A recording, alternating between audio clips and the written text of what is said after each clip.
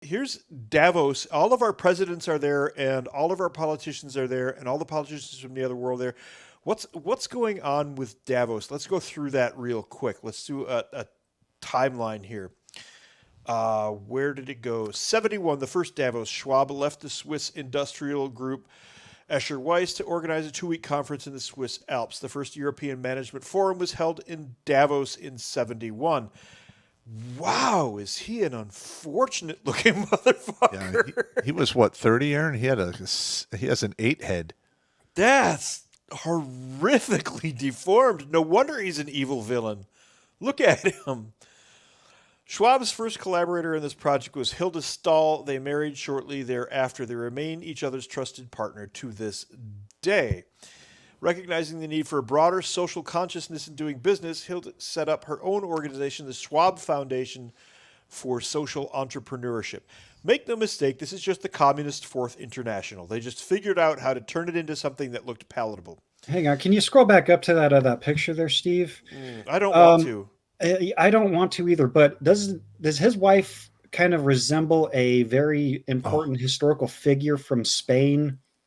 One that, the family tree just grew straight up? Did you see that movie called The 10th Gate with, what's his name in it? I don't know who you're referring to, Jimmy. The name escapes me, but I know who. Yeah.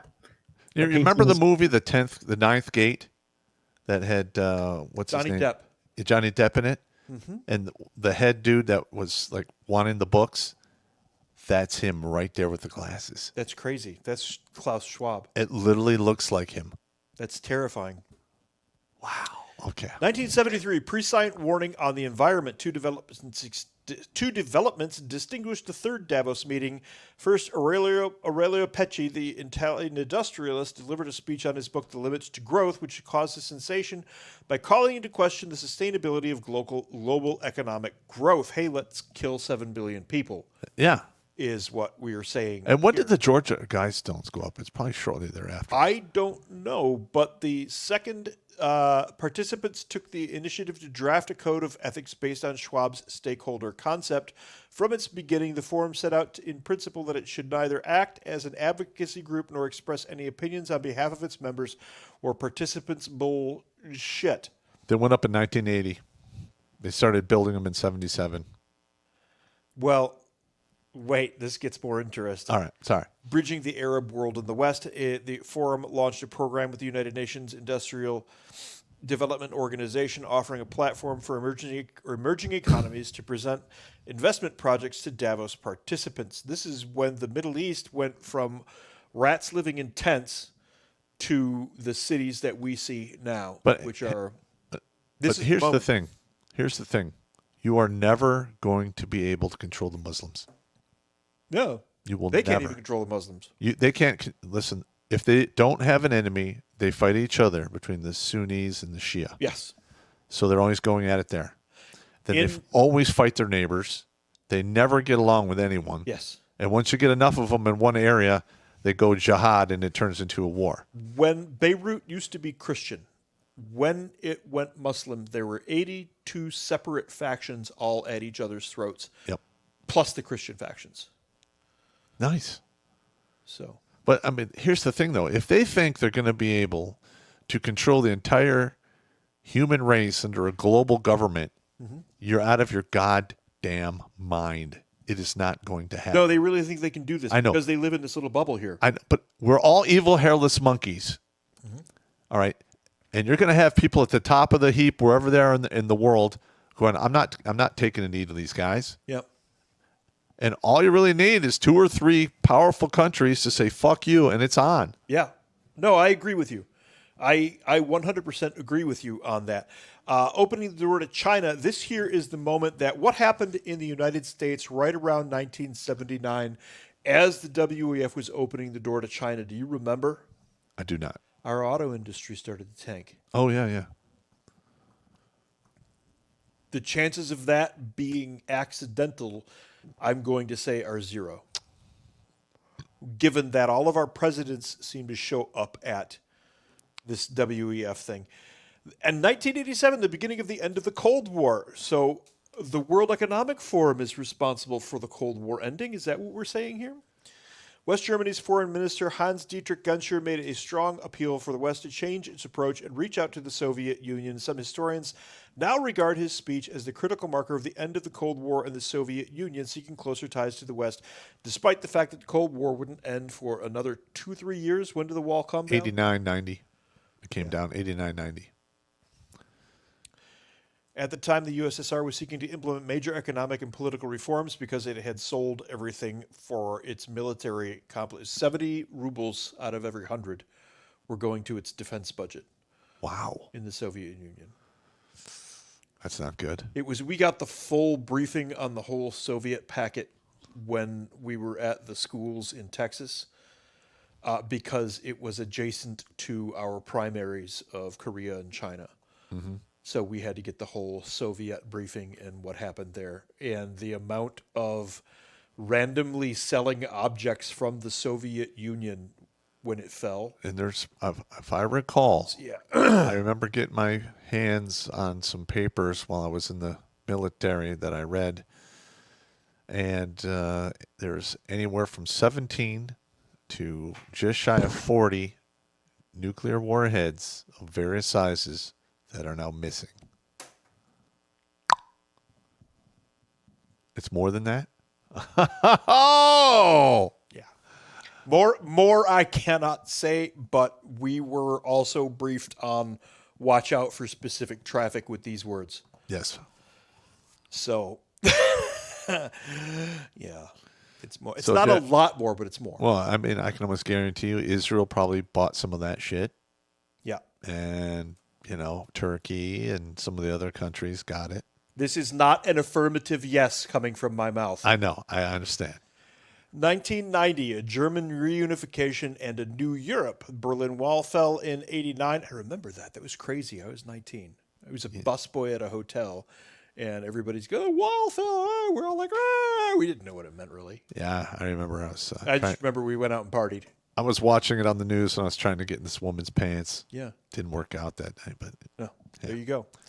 The divide between East and West and stark symbol of the Cold War was pulled down. On 3 October 1990, Germany was reunified. Spurred by discussions at Davos, an informal group of East and West German parliamentarians and business leaders joined forces to call for a monetary stabilization program for the German Democratic Republic. This initiative became a pillar for the economic reunification of West and East Germany. For those people who think that the communists of East Germany went, oh, well, we've lost. Yeah, no. That did not happen. They all flooded into Western universities, just like when Hitler pushed out all of the Jews, when the NASDAQ, the German NASDAQ pushed out all the Jews from Germany. They went to Switzerland. They went to France. They went to Spain. A lot of them went to Columbia University. I talk about Herbert Marcuse all the time. He went to Columbia. The same thing happened in Eastern Germany, except now instead of being pushed out, they had the freedom to go. So they flooded all of the universities in Europe, and many of them also came to the U.S. That's where the communists went, because communists love universities because 18-year-old kids are dumb and impressionable. And we're seeing the fruits of their labor today. That is exactly correct. 1992, Mandela and the end of apartheid in South Africa. Mandela was a vicious monster of a human being. His wife is the one who invented necklacing, which is filling a tire with gasoline, putting it over your head and shoulders, and lighting it. Yes. That's Winnie Mandela. Nice. She's the one who came up with that. Mandela was a murderous fucking monster. De Klerk should have killed him years before. And they turned him into a hero. They turned him into a hero. Yeah. And we should have picked up on it. The thing is, South Africa is a whole story in and of itself. The Dutch found South Africa in the early 16th century. And it took them an entire year of going from the coast of South Africa up through what's called the Transvaal, their plains, to find more human beings. It was empty land. Wow. South Africa was fucking literally empty. Wow. It took them a year to see another human being. Wow. So all of this nonsense about apartheid is garbage. Because it wasn't until the Dutch built stuff that the English came, and then the English, because they had been in Africa, brought the Bantu and the Zulu and everybody down. Huh. Well, this is a different show. So It is a different show. Anyway, so the WEF is partially responsible for that. 1998, the birth of the G20, the Economic Forum. Yeah, that's a really good idea. Woo, she's unfortunate looking. Who are you? Masoma Ebtekar, Vice President of Iran. Huh. She looks really unhappy. Well, they make her wear a bathrobe. Even for that, she looks unhappy. Correct. 1999, Kofi Annan and the global impact in the run-up to the annual meeting, which had its theme responsible globality. That's not a word. Go away. United Nations Secretary General Kofi Annan and Klaus Schwab discussed how to rally participants to support a global effort to highlight the social responsibility of business. In other words, communism. Mm-hmm. This was the genesis of the UN Global Compact. Well, hang on about this whole communist thing. Yeah. All right. Socialism, communism, and capitalism all goes to the same place. You wind up with the small people at the top running everything, and you have the lackeys below you. Yes. So at this stage in the game, which is it? Is it the Bolsheviks? Is it the capitalists? Because first of all, they're all blending together at the top. First of all, in the words of, I believe it was Marx himself, the goal of socialism is communism. Yeah, no, socialism is the lobby to communism. Yes, is the lobby to communism. Capitalism is a word that Marx himself invented because he needed an enemy to fight.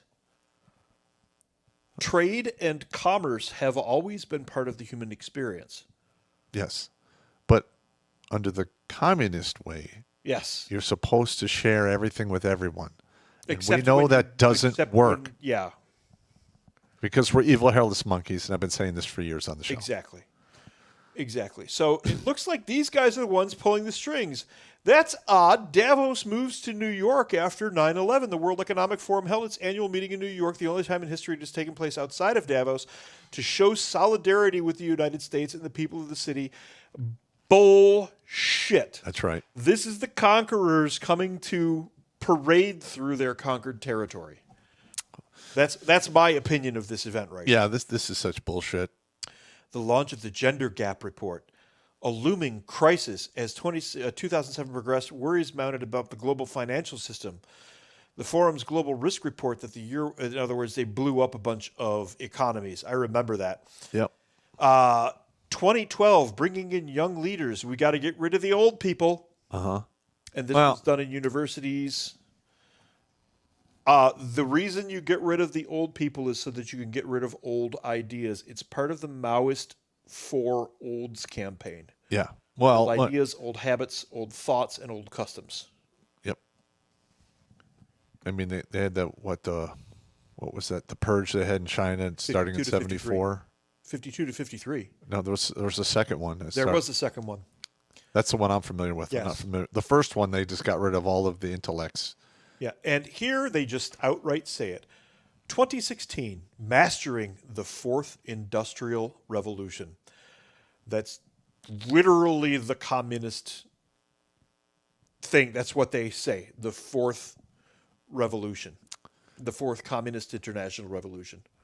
Correct. I mean, they just outright, at this point, they think that they can just say whatever they want. Watch Grunt Speak live every Tuesday and Thursday at 8 p.m. Eastern. And if you want to join Pop for Supporter Sundays, go to redonkulous.com/donate and make a monthly pledge. A link is in the Meat Gazer box.